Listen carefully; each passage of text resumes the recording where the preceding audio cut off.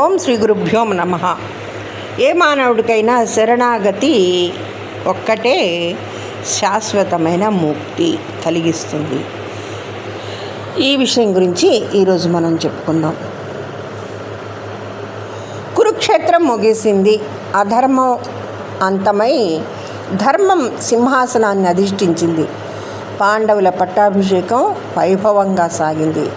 ఇక తన కర్తవ్యం ముగిసిందని భావించిన శ్రీకృష్ణుడు ద్వారకకు పయనమవుతూ అత్త కుంతీదేవికి వీడుకోలు పలికాడు.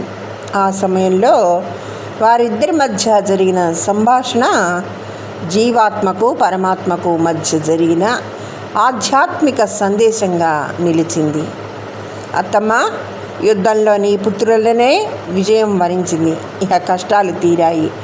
ఈ శుభ సందర్భంలో ఏదైనా వరం కోరుకో అన్నాడు కృష్ణుడు. కృష్ణ, నాకు నిరంతరం కష్టాలే కలగాలి అంది.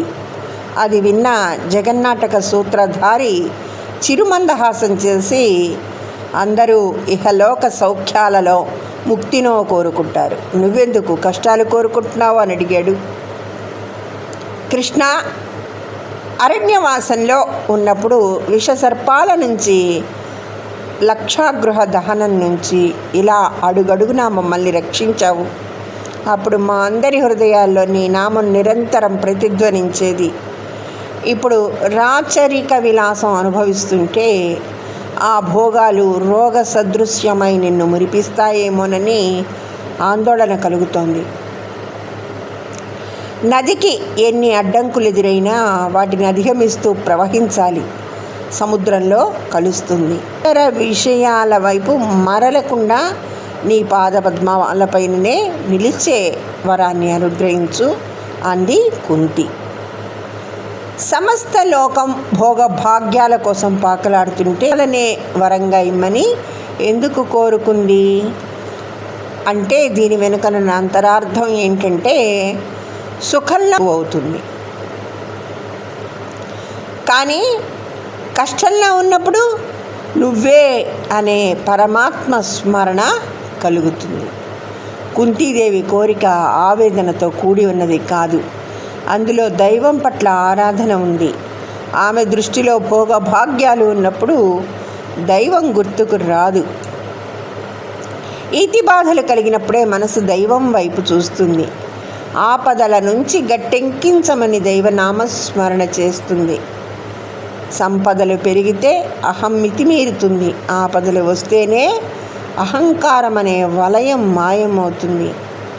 కష్ట సమయంలో మాత్రమే ఆపద్బాంధవా, అనాథరక్షక అని స్మరించడం కాదు, సర్వదా దైవాన్ని ధ్యానించాలి, భక్తితో పూజించాలి.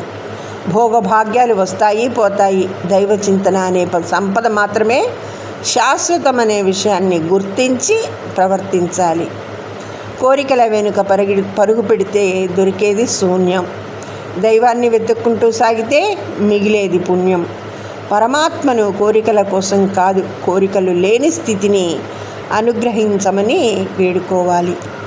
నా కష్టాలు తీర్చు నాయనా నారాయణ అని ప్రార్థించడం కంటే, ఏ కష్టం వచ్చినా నిన్ను మరువని దృఢ చిత్తాన్ని ప్రసాదించమని శరణు వేడాలి. నా కష్టాలు తీర్చు నారాయణ అని ప్రార్థించడం కంటే, ఏ కష్టం వచ్చినా నిన్ను మరవని దృఢ చిత్తాన్ని ప్రసాదించమని శరణు వేడాలి. మనసును పరమాత్మలో లీనం చేయడమే యోగం. ఆ యోగమే తరగని భోగం, మహా వైభోగం. ధన్యవాదములు. సర్వే జన సుఖినో భవంతు.